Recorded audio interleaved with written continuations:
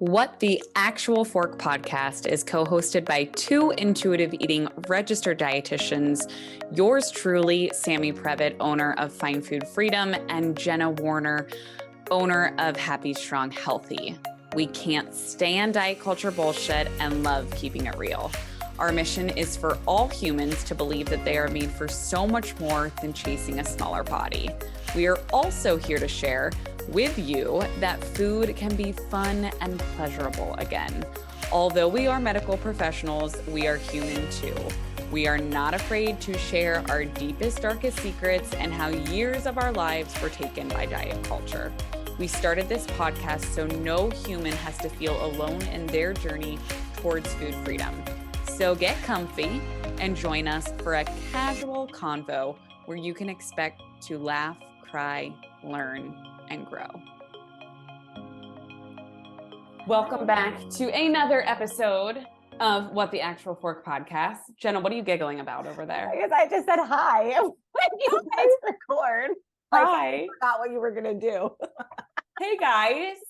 Well, it's funny because we usually do a longer intro, but this is such an amazing episode and it seriously flew by. Yes. And it was such an anticipated episode because we've been wanting to talk to these two for a while now. Yeah. And we kind of already shared our What the Actual Fork moments, or at least I did in this episode. So we'll let you get into that inside the episode. But in 30 seconds or less, how are you today? I'm great. I feel like you and I are both just dealing with sick kids, and we will be dealing with sick kids forever for the rest of time. So it's we don't even talk about it anymore. It's oh, how are you? My kid's sick. How are you? Kid's sick. Okay, great. You know what? We also both got the diagnosis of it's a virus. Yeah. Cool. So there's nothing you can do for it. And the show goes on. Yeah. And Sienna was projectile vomiting, but really I think she just has reflux. And so now she's home from daycare. So that's where we're at. But she gets to go back tomorrow, right? Yes. Okay, good. Oh, pending no more projectile vomit, but you just never know what you're going to get. But you do know what you're going to get here because we hate diet culture. And we just so happened to bring on two additional podcast hosts that also hate diet culture as much as we do. So we had the amazing women from the Betches Media podcast Diet Starts Tomorrow, the hosts, Emily and Remy. Remy Kassimir is a stand-up comedian, actor, and host of Betches Media's Diet Starts Tomorrow. In addition, Lubin is a comedian and podcaster living in New York City and also a co-host of Diet Starts Tomorrow. I personally have listened to this podcast for a very long time, and this was such a full circle moment to be able to chat with these two. And I'm just so excited for you guys to listen. Yeah. I just want to add, I feel like it was a little bit of I don't think inception is the right word, but when you and I started podcasting, 3 years ago, I feel like Diet Starts Tomorrow was always on the radar of we fucking hate diets and they fucking hate diets. And how cool would it be to chat with them, talk with them, so it's totally full circle. And this episode took many twists and turns, but it's just a big conversation in the best way. Yeah, this is just an off-air conversation that just so happened to be recorded. I feel like, for the record, Sam and I always have questions that we pre-write down questions that we want to talk to the hosts about or our guests about, I should say. And we got through 2 of them today. But in the best way, right? And I think that's what happens when you give two professional podcasters and comedians and actors, they have a mic, they were just on fire, and it was great in so many different ways. And you guys are gonna love it. Yeah. Let's go. So let's fucking go. All right, Emily and Remy, we're excited to just jump in right into it. Right into it. We have 4 women here who fucking hate diet culture. So this is going to be a great episode. There is no more powerful Zoom call than that of 4 women who hate diet culture. I love that. I feel like we need to call the episode that now. But so we want to start with our What the Actual Fork moment. I guess you could say of the week, but it doesn't have to be of this week. It could be something you saw scrolling on TikTok. It could be something that you just happen to see on the streets of New York. Whatever it is, what is the last moment or the most profound moment you can think of that stopped you in your tracks and said, what the actual fork is this? Well, we actually just spoke about this, Remy and I, but I don't know if you guys are avid TikTokers or TikTok users. You on TikTok? They're nodding their heads. I've noticed this trend that these girls will post these what I eat in a day TikToks, and the opening image is always them in front of a mirror holding up their shirt. Yes, you're doing the motion. And I think it's super problematic because it's just implying to everyone, if you want to look like me, then you should eat like this, even though they're not saying that. And especially since they're not saying that, I think it's super dangerous for people to see shit like that on TikTok. Yeah. Oh yeah. I feel like, Jenna, do we do a full episode on what I eat in a day videos and how we like hate them? Yes, because of that exact statement. Yeah. Like, it's just so insane because, like you just said, it's like, read between the lines. Like, I'm not being problematic. I'm just, this is just how I pose. Like, no. Yeah, that's not a pose. Like when are you with your friends and you're like, let's take a picture. I'm like flashing my bra to you guys. That's true. Yeah, I hate it. I hate it so much. And I've been seeing them more and more, and I'm getting really disappointed, to be honest, because when I got into the health at every size movement, I want to say it was about like 4 or 5 years ago. Since then, it has seemed to become so much more popular and widespread and accessible to people, that now to see the pendulum kind of swinging in the other direction is super disappointing for me. And I hope that we're not going to revert back to the Y2K era of like, you have to be super skinny with huge tits. Because I was going to say, I remember like the first what I eat in a day that I ever saw was Kelly Ripa's. And I don't know if you guys remember Kelly like revealing that, but I remember it like, it's nothing, by the way. And she still will tell you that what it is. It's a few almonds and it's like, it's air. And it's like, now it's like Ryan Seacrest's like hairspray, like just like a little whiff of that as well. But she said it at the time. And I remember being like, that's really nice of her to share that with us. You know, it's really giving. No, truly, I was like, that is so generous, because most people will tell you that they eat a lot and then be thin. And, you know, so I was like, this is like really putting the ladder down for us other girls to be able to be as thin. But the fact of the matter is first of all, it's not healthy. Or maybe it is for Kelly. I don't know. I'm not her. We don't know Kelly's life. We don't know Kelly's life, but it is not in your genetic. You are not related to Kelly Ripa.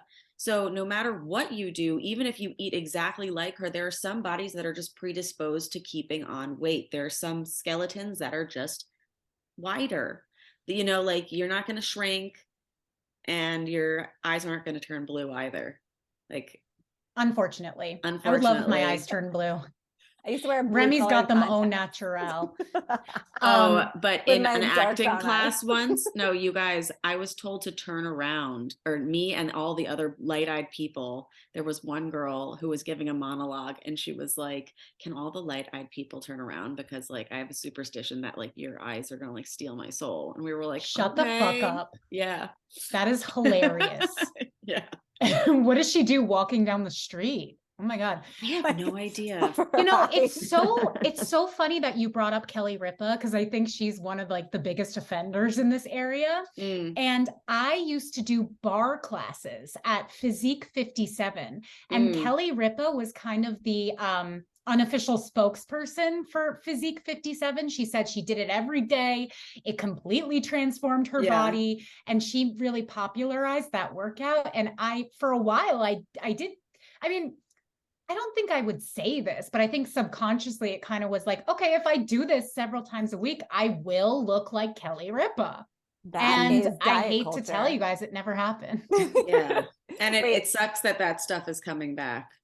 Have you seen the rebirth of Tracy Anderson method everywhere now? Oh my God, it's on every single ad that I get on, and maybe even Facebook. I don't even know, but that workout, the problematic aspects of the branding. That's a bar of workout, that workout as well, right? I'm not even really sure. It's too expensive to even get in.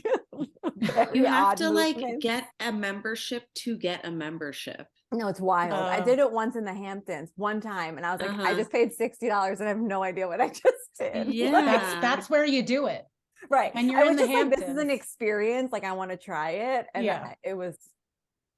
Yeah. And it's so fun to try workout classes. I do think it's really fun to kind of expand your horizons and try different forms of movement just to see what you like. Mm-hmm. But the elitism is what bothers me. When I did Physique 57, I think it was $20 a class, and that was expensive for me, but I liked it a lot. And I found little ways to save, on the classes, like Class Pass and different things, but the price kept increasing. I think it increased to $30 while I was still doing it. And eventually I was like, peace out, you guys. I'm going to go join the Y. I'm going to figure out another way. It was just way out of my tax bracket. And I think many people who would benefit from group exercise just don't have access to that. Great point. Such a good point. Well, I'm glad that it's very fitting that you guys took a shitstorm of TikTok and brought it here, because Jenna and I often talk about TikTok and how it's just the wild freaking West. Yes. Wait, can we actually talk about what came out in TikTok news today or yesterday? Have you guys seen I might not know because I'm not clued into TikTok. Wait, guys. Tell me. So the Liver King, do you guys know who he is? Is he the brain guy eating the brain? He's the one that started, I think, the carnivore diet, and he claims to have never used performance enhancing drugs, and he's 45 years old. Doesn't he have a lot of bruises now? He might. I don't know too much about him, but what I do know is that emails were leaked from his personal email this past couple days that revealed that he, in fact, takes $12,000 a month of performance enhancing drugs. His cycle of steroids is $12,000 a month. And all of these people are playing snippets of podcasts he's on where it's I am all natural. I would never lie to you about my steroid use, and $12,000 a month. And he's sitting there the Liver King eats, my customized protein shake, my Liver King bars, 400 testicles, all of these other raw meats. And that's why I look like this. No, fucker. You take $12,000 a month of drugs. Wild. Anybody who looks at a photo of what that guy looks like and thinks he's all natural, I'm sorry. You need to be re-educated about what natural bodies look like. Literally. This guy is so clearly jacked up. And this is so pervasive in the weightlifting and bodybuilding community too, is that these guys will say, I take supplements, but the supplements are steroids. These supplements are essentially poison. And there's so many negative health effects when you get off of those. They're very addictive. It's just really not a good scene. I think of Jax from Vanderpump Rules. I don't know if you watched that show. That guy, I mean, you could tell that his health really took a decline when he got off the juice. And it's so many more people do it than I even realized. But you can't believe anything that anybody says to you online, especially about fitness. You just can't. Yeah, it's so funny that you brought up Jax, because I was going to say that these guys and their performance enhancing stuff, they are never as open about it as the Real Housewives. These women, they get so much shit done, and it's bad for our mental health and body images because we don't think aging should be a thing, but at least they tell us. We literally were talking to Margaret Joseph the other day. She's yeah, I'm on this diet, blah, blah, blah. They're very open about what's going on. Whereas the men, they're showing unattainable bodies to other men and being oh yeah, and it's perfectly natural. And why would I lie? What do you mean, why would I lie? They're making money off of you with their alleged products that they are real products, but they're products that they're allegedly making their bodies like that when like not at all. Right. They're not even taking their own products. I actually shared this once. I actually have old emails from like 2016 where I emailed some company that had a factory out in like, I don't know, the other side of the world, and was like, I'd love to make a private label protein powder. Like, what are the steps? And they like sent me back like a formula. Like, how does this sound? You can put your name on it for $600. And I was like, ooh, let me. Oh my God. Like, that's how these things happen. Like, it's as easy as buying a star. Or a tree. Or a tree. So yeah. insane. Donating a tree to Israel, or my new protein powder. I'm going to come out with some protein powder. I'm going to buy it. So. It's going to be called, Put the Lubin. Sorry if that was inappropriate. There's nothing inappropriate here. Okay, good. Listen, I think it's so important to be transparent about this stuff. And again, it's not like if you have cosmetic surgery or if you take supplements, like, you know, it's not like that's necessarily a poor moral choice. Do I think it's healthy? Probably not, but tell us at least. But tell us. And it's making me think of, there is a creator who I'm not going to name.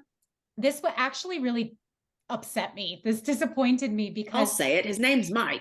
No, I'm just kidding. It's a woman, and I really, really looked up to her.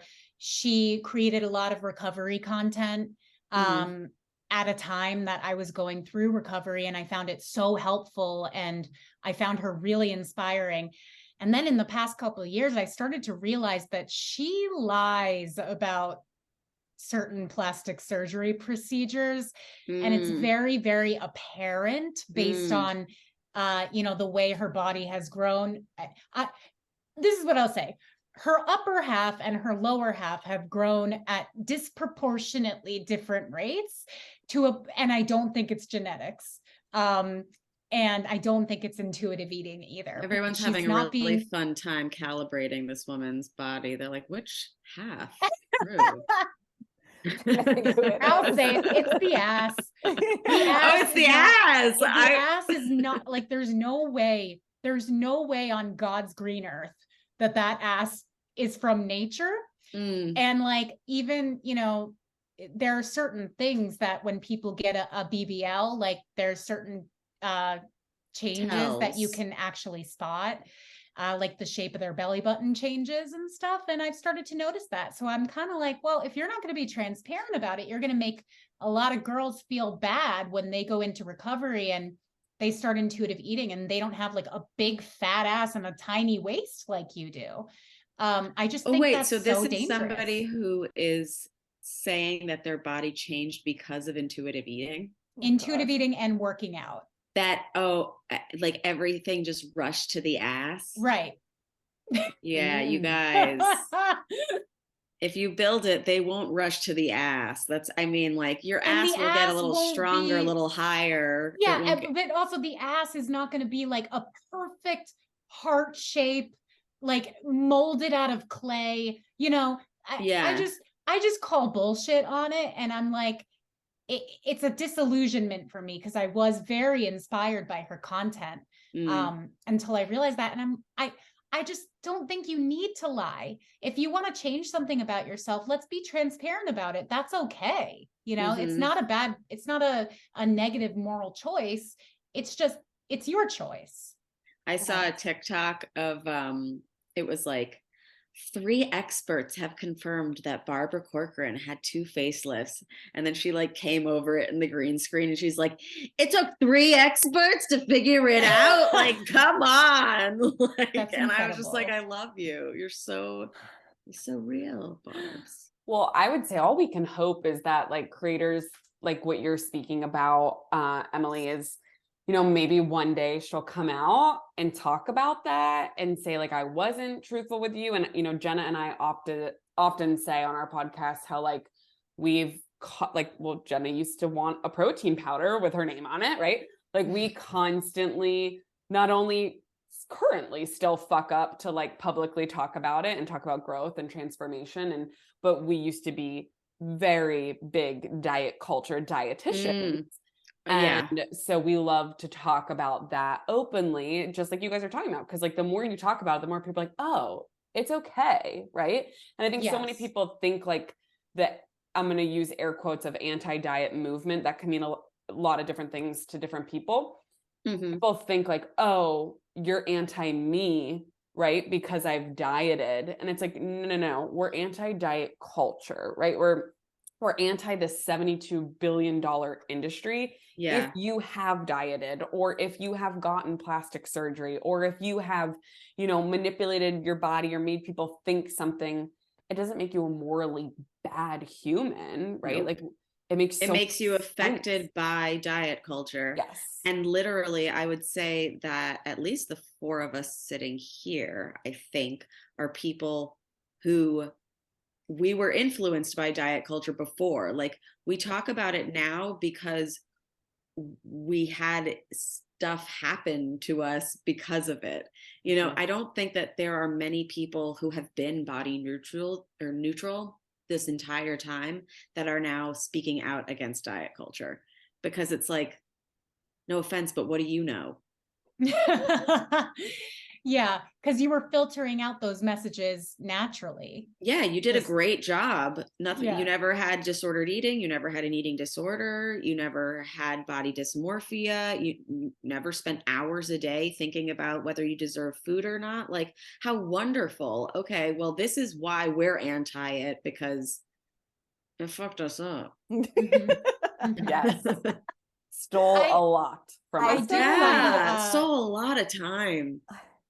Yeah, I do find health at every size dietitians to be a fascinating people, because I know that a lot of your education can be really problematic and like a lot of it involves a lot of weight stigma in the way that you guys are taught. Everything, like truly had to unlearn all of our education, which was wild. That's so inspiring that you guys have done that. I think there need to be more weight neutral dietitians, because it's and also weight neutral doctors, because in the medical field, I mean, there's just so much weight stigma, and it's so pervasive, and it's happening like from when people are in medical school. And gender stigma, like weight stigma combined with it. Like Emily knows that I went to an internalist recently to get like checked for surgery, and he was like, do you work out? And I was like, I'm gonna like start. And he was like, okay, well, do like Pilates or yoga or something, but like don't weight lift because you're a girl. And I was like, what? And like all Emily does do is weight lift, and it's her favorite thing to do. And I'm long.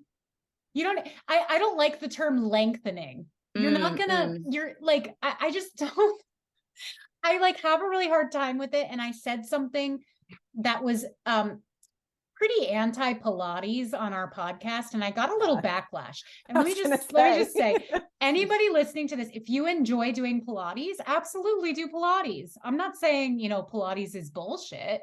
I'm just saying that like, I think it's not the most efficient way to build muscle mass. And I think a lot of women, no, for everyone, it is not the most efficient way to build muscle mass. Maybe. No, Remy. You think that lying on a mat and like contorting your muscles in certain movements, you think that's going to build muscle mass as quickly as lifting 150 pounds? And then how are you lifting 150 pounds if you've never lifted before? You have to start with a leg lift. You can lift more than you think, Remy. You can lift more than you think.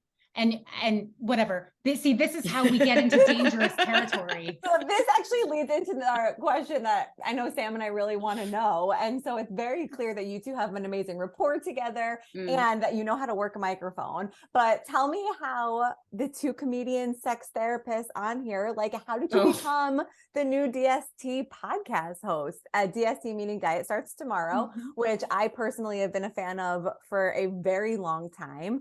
I listen, I love it. And I want to know more about how you guys took on this new role. Okay, we have to rewind because I'm definitely not a sex therapist. I got into the sex space very haphazardly. I do Did I stand-up say it wrong? comedy. I'm sorry. No, it's okay. It's okay. But, and it's funny because people have started calling me like a sex guru or whatever. No, I started a podcast because I had never had an orgasm. I wanted to learn how, and it helps me do that. And it also helps a bunch of other people do that. So that's how that happened. Sex Emily, but I started it selfishly, but now it unintentionally helped other people, which we love to see. That's amazing. Yeah. And it like gave you a career. Gave me a little career. Who would have thought that not coming until the age of 28 would give you this beautiful career? I mean, life is just gorgeous. But my story, I've been podcasting for 7 years. And I got into podcasting via comedy, but then eventually I really fell in love with podcasting, and that's my only thing now. And then, so I still do stand up. I don't do stand up anymore. But yeah, and so I used to do stand up. I used to do sketch comedy, and I always loved listening to podcasts. I've been listening to them since I was 16, which is it's a very long time. And back then it was extremely nerdy and definitely not something that I shared with people necessarily. But now I still do that podcast that I started 7 years ago. That's called Hot Mess. But then in quarantine, actually, I started my own podcast called RIP Diets. And it was all to inspire more people to learn about intuitive eating and to break free from diet culture, especially during COVID, when we were being suddenly inundated with all these bad messages about the quarantine 15 and just all that mumbo jumbo. I realized people need encouragement now more than ever to kind of accept themselves and find a way to be the healthiest version of themselves, but not necessarily the smallest version of themselves. Yeah. And then Sammy, oh, sorry. No, it's okay. I started building a community that way. And then that is how Betches discovered me, and the timing worked out very well, that the DST hosts were stepping down, at which point I brought in Remy because she, as you can already tell, is like a pillar of vulnerability and strength. And the fact that her podcast was all about never having had an orgasm and her putting herself out there, I knew that she'd be willing to go there with me too. I struggle with body dysmorphia, body images, disordered eating. We're not sure if past eating disorders, and because I have used myself as a guinea pig in the past, Emily was like, you want to do it again? And like unlearn some of your internalized fat phobia and all the diet culture things that we've been inundated with, like, and I was like, yeah, because I've been sending her TikToks too for as long as she's been running RIP Diets. I've been like, well, I come across this stuff all the time. Like, it's all I think about all day and night.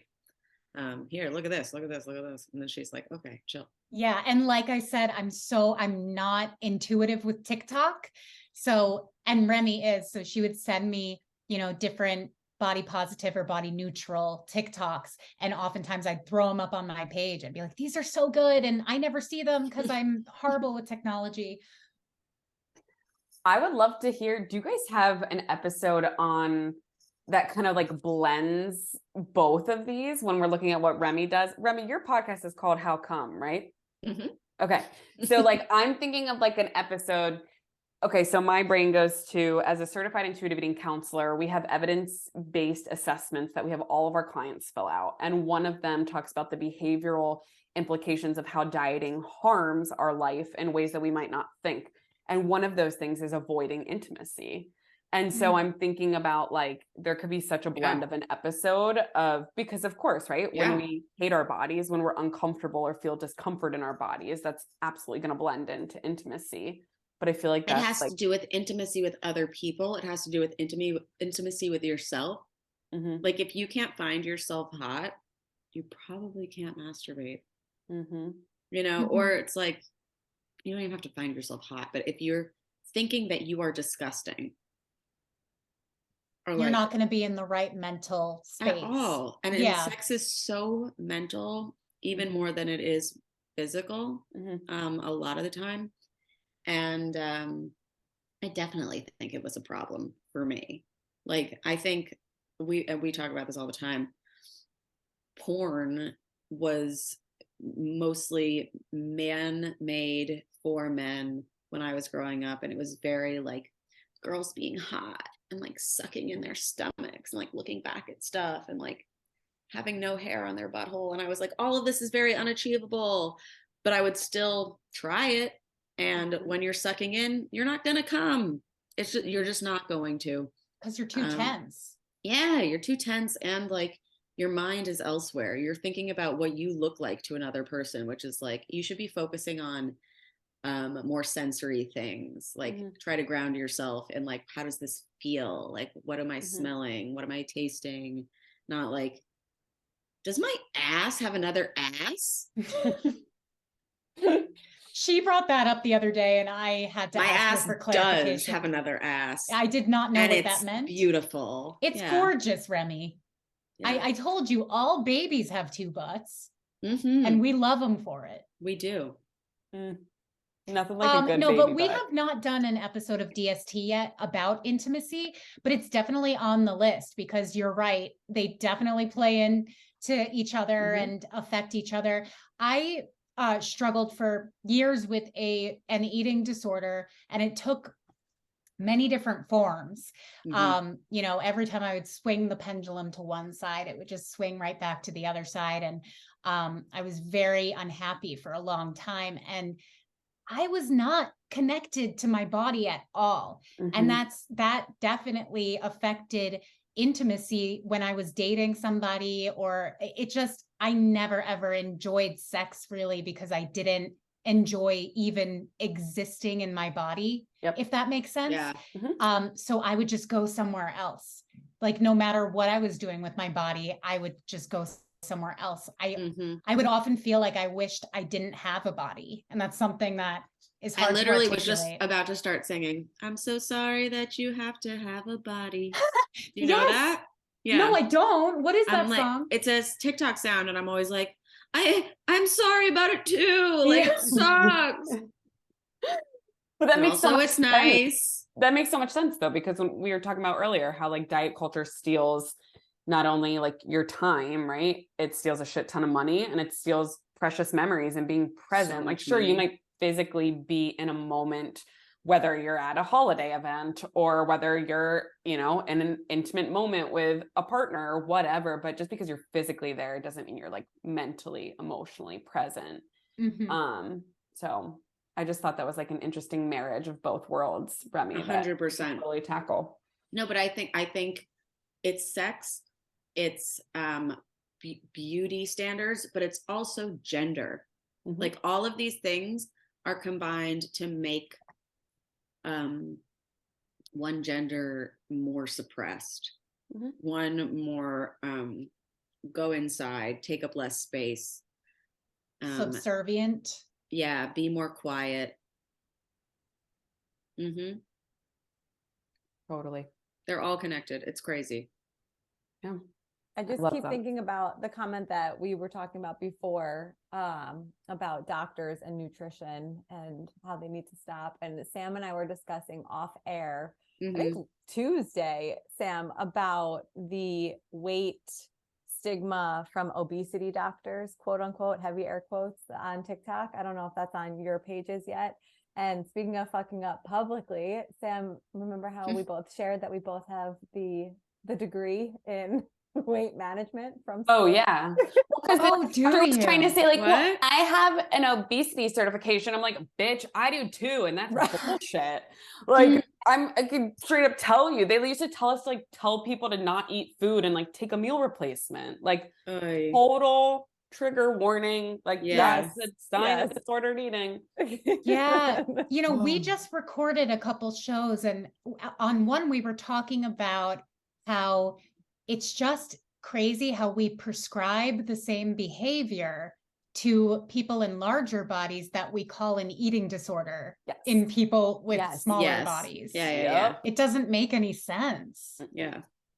I have someone in my DMs actually right now that was like, I just left the doctor's office and he told me to eat 1,200 calories a day and exercise more. And I'm like, I don't have They're words. still telling people this? And like, why? It's like, it's painful. Well, we're also seeing companies like Noom try to adopt anti-diet culture speak as like a marketing ploy. And I believe. How are they doing it?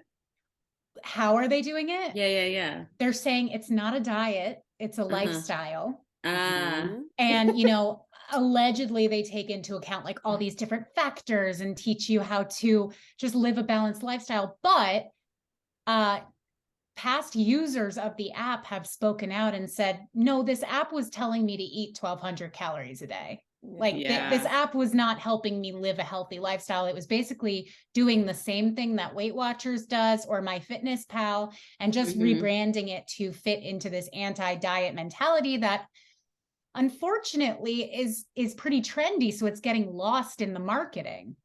And two men, of course, that are engineers developed Noom. And they try to play, if you read about them, it's so interesting. And they try to play the psychology card, right? Like, it's all about the psychology. But but where it's, and Jenna and I talk about this all the time on our podcast as well. It's just so frustrating. And I can't imagine being a consumer that doesn't understand intuitive eating, maybe has heard of the concept or food freedom or health at every size, but then you see Noom messaging, right? And it's so freaking confusing because there's also registered dietitians that work for Noom that all put out an anti-Noom video and they're like, this is terrible. Like, you're so bad for our profession because and I'm like, what? So it's like, I just can't imagine being a consumer genuinely trying to like navigate this space because you're like, who the fuck do I listen to? Like, yeah, it's really hard. I mean, and that's another thing that I think about a lot and we talk about a lot on DST is it's hard to know where to turn to. Yeah.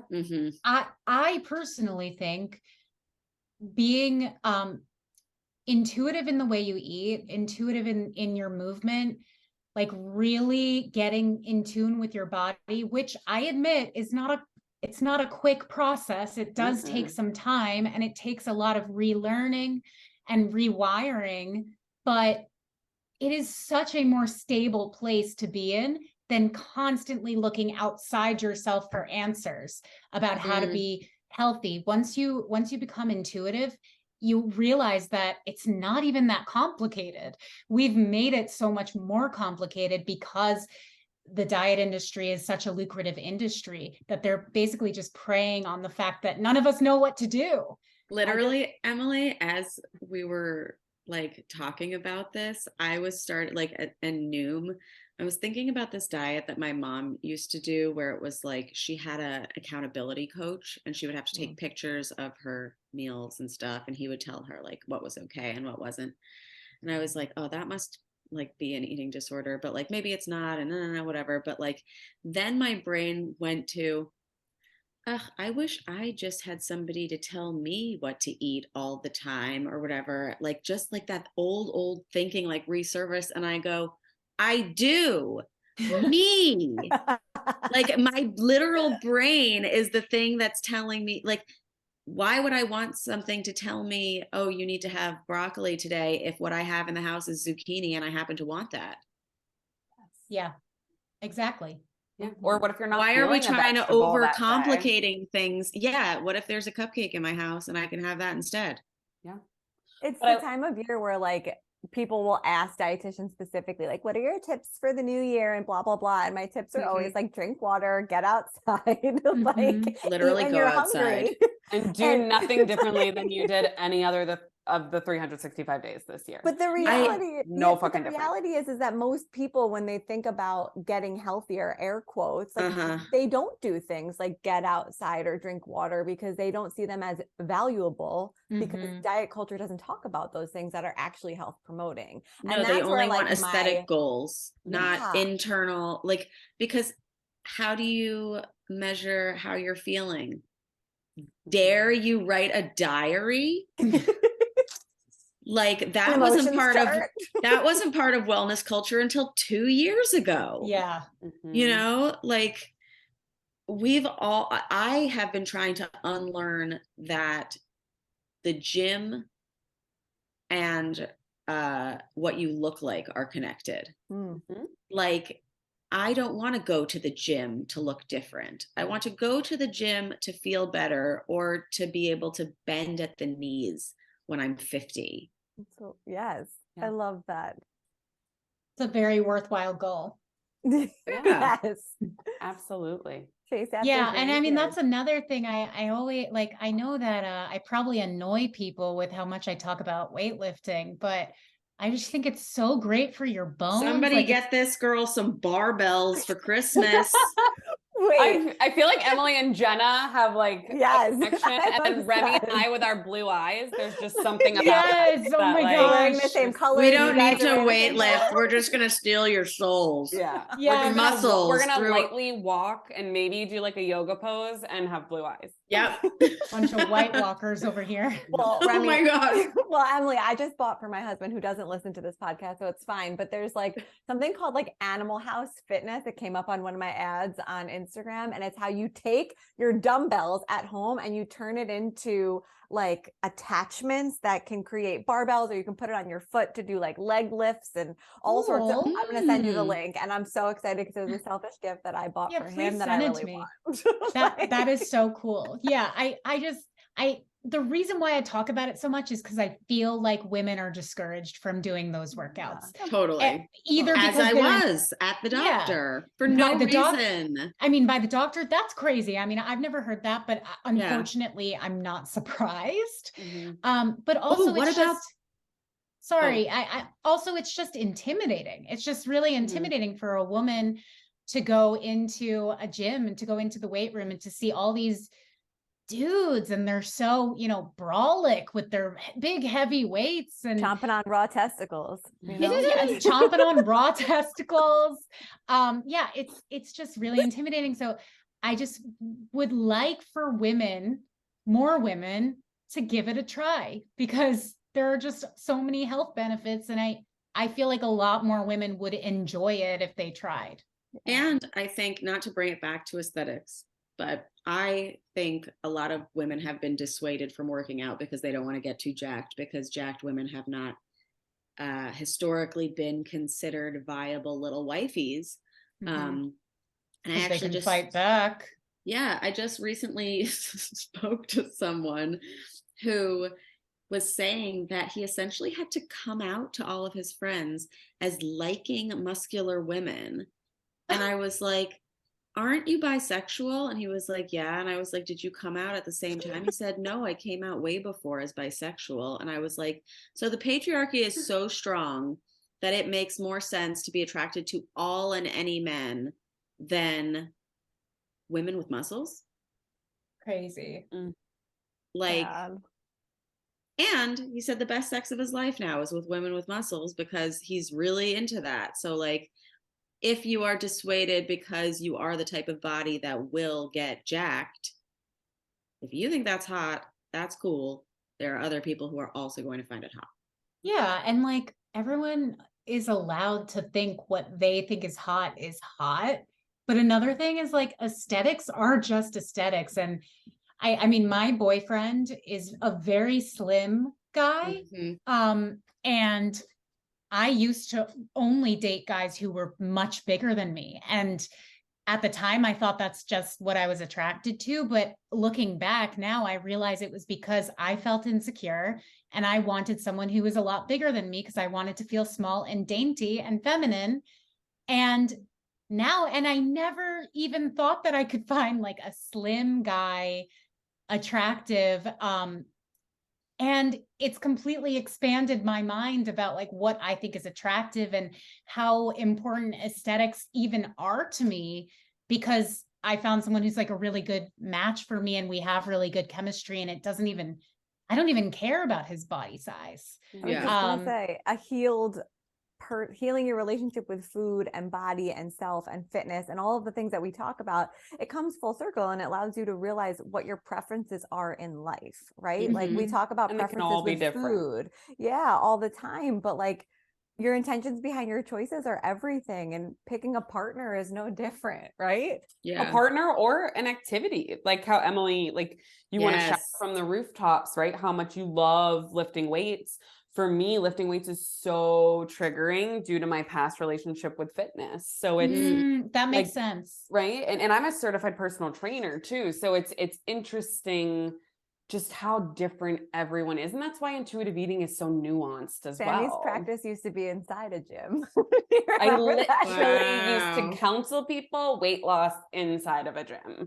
I visited there. We did pull-ups. A mind fuck. Oh my gosh. Yeah. Wait, so were you working as a personal trainer at the same time? Personal trainer, registered dietitian, and now I work in my home as registered dietitian, but I don't even call myself a dietitian. I'm a certified intuitive eating counselor under Evelyn Tribole and Elise Resch. So I'm like, I tell people, if people say, what do you do? Those are my goddesses. Right? When people say, what do you do for a living? If they don't like know what I do, I just say I'm an eating disorder counselor. So then I can totally like bypass the like, will you help me lose weight? Or like, what should I eat? Like, no. Like, we're not going there. Yeah. You know, so when I started RIP Diets, I got really specific about my recovery journey and my wellness journey. And I did, encounter this issue where some people would say, oh, did intuitive eating help you lose weight? Or, if I intuitive eat, will I weigh the same as you? Like, is that from intuitive eating? And it's a really tough question to answer, because the fact is everybody's body is different and all intuitive eaters look different, and you could gain weight, you could lose weight, you could stay the same weight. And that'll continue to change your whole life. There's no end point with intuitive eating. Right. Exactly. And that's another part, is like, I can't even tell you how I got this body, because I don't even know if this body is permanent. I don't think about it that way. It's a completely different mindset, and that's not the focus. And so I think it can be kind of hard for people to get, because they're thinking about it like it's just another diet, when really it's not. It's actually a true lifestyle, whereas Noom is a fake lifestyle. That's why I literally say. when we were saying that Noom is like not a diet, it's a lifestyle, I'm like, you're giving me my mom in the 90s. Like she wasn't saying it like, oh, it's like, don't crash diet because it's bad for you. It was like, don't crash diet because it doesn't work. Like it was like, do the lifestyle where every day you're very regimented. It's like, that's still a diet. Yeah. But that's why I always say, when it comes to like marketing with intuitive eating, now it's different, but like the past couple of years, it's like, let me sell this thing that you have to do forever, and I'm not going to tell you what's going to happen. Like, that's really fucking hard. Yeah. Versus diet culture, where it's like, pay $60 for 30 days and lose X amount of pounds. Like, obviously it's not real, but like, that's their sales pitch. Mine is like, well, you have to do it forever. You have to be really patient. I have no idea what's going to happen. And it takes a lot of, analyzing and learning about yourself. You and have to like, be honest. I don't want that. You have to unpack emotions and actually feel them and be present in your body that you've been trying to disassociate for your entire life. But it'll be great. At least with intuitive eating, it's like, okay, so you're going to eat what you want. Yep. When you're hungry, you're going to eat food. And when you're full, you're not going to eat food. Like, can you be my marketing person for my business? And even when you're full and it's like, you can still eat good. Food. You can eat. And you might still eat food when you're full. Yeah. And then you go to sleep. You're not a bad person because of it. Yeah. And it's not morally good or bad. Oh my God, mind blowing. Revolutionary. Something that I had a hard time with that I guess there's still times that I judge myself for this, but I am good at recognizing that that's just my self-judgment. Emotional eating, because, we were always told if you're an emotional eater, that's bad. That's really bad. You shouldn't eat for any reason other than the fact that you're hungry and not to make yourself feel better. I do agree that like that shouldn't be your only coping strategy when you're upset or when you are bored or you should also cry and eat and salt your food with while your tears. eat it. Yeah. But sometimes emotional eating really fucking helps. Yeah. Sometimes eating cookies does relieve your stress and does make you feel better. Yeah. And is that bad? No. Why is that? Why would that be bad? There's like a reason that your body is telling you, like, I need extra salt right now, or I need extra sugar right now. Like, I need to be comforted in some way. Like, they don't call it comfort food for fucking nothing. Yeah. Like, it literally is mashed potatoes are a blanket to me. I love that. Mac and cheese is a blanket to me. I would love to sit in a bath of mac and cheese. So comforting. I'm gonna go make that for lunch next. But I also urge everyone listening to think like every time you eat, you have an emotion tied to it. Like every single time. And like, we're not sitting here saying that's bad. Why is it only when it's like a big emotion that like there's this conversation about it? I think the whole other podcast. I was gonna say we could do a whole podcast on emotional eating and really unpacking that principle, coping with emotions with kindness. That's what we break down. And I agree so much with Emily though, that as intuitive eaters, we say like, you don't want eating to be your only coping mechanism, because what happens when food is not accessible, it can be really dangerous. Like, how do we cope then? So totally agree there, but it does not make you a morally bad human. It makes you a human if you eat. Right. I was going to say too, like, it's not just sad emotions that are associated with food. Like you were saying, like, have you ever had that like little, like, oh, I need a watermelon. Or like celebrating like Taco Tuesday with your friends. That's what I mean. Like, you're just like, you're like, ooh, like, I just like need that. And then like you go get it and it's like amazing. Right. Versus you don't go get it. You have every single thing in your cabinet instead that's quote unquote good for you. And then you eventually have 17 of them instead of the one that would have made you feel good. Right. Yeah. Okay, well, I really think we could talk for like 7 more hours. I know. That's what happens when you 4 podcast hosts and just put them on a Zoom call. Yep. So there has to be a part 2 or a secondary follow-up to this, but for sake of time, tell our listeners, where can they find you? Where can they listen to more of your stuff? How can they find the DST girls? Yeah, so you can listen to Diet Starts Tomorrow on Apple Podcasts, Spotify, or wherever you listen to podcasts. And you can follow Diet Starts Tomorrow on Instagram.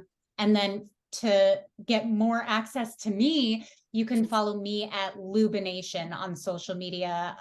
And you can listen to, just listen to Diet Starts Tomorrow. I mean, you can listen to my other podcast too, but all that information is on my Instagram. Cool. Your Lubination makes me want to change my handle to procrastination, just so we could be some kind of I think that's probably taken, cool. but you could try.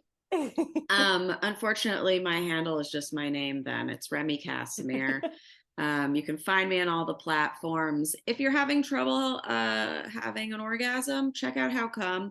But if you need any health and wellness that these guys aren't already talking about for you, just a second scoop. I was gonna say a second helping. A second helping. Yeah, it's never like leave one. It's just add another. Yeah, but also if you want some snark and some laughs, we're always happy to provide. Wait, I've seen a ton of Spotify raps because, it's like 'tis the season. 'Tis the season. Both of our podcasts seem to be on a lot of people's top 5, which is exciting and inspiring. And I love that. Right? It's on my top 5. I love it. I love the crossover action. We need to have a podcasters having to do with eating fest. Party. No, Love like that. a festival where there's live I was podcasts, like, we need to but also rage. food. And okay, we can rage too. That works. In. Anti-diet only though. I can't be having like what's his name, liver man, show up to Right. this if he has No. a podcast. No, If he's he still done. has a liver. Yeah. He's done. Okay, done. I well, thank commented you. something on his post today and then I'll be done. That was like, he posted something like he was completely ignoring it and he was like eating all of this stuff. And I said, where's your side of juice? And I just thought that was so funny. So how am I doing as far as the comedian? I like that you can entertain yourself. That's such a good I was quality. like, my day is over. Like, Ladies, thank you so much for having us. Yeah, thank you so much for having us. So fun. guys, thank you so much for listening to another episode of What the Actual Fork Pod. We know there are a lot of pods out there, and we are so grateful that you are here listening with us. If you enjoyed this episode, please be sure to subscribe, like, share with all your friends and faves, and follow along with us on social at What the Actual Fork Pod. We promise to continue to bring you the hottest topics, greatest guests, and the most fun you can possibly have while fighting diet culture bullshit. We love you, we appreciate you, and we will see you next week for a lot more fun.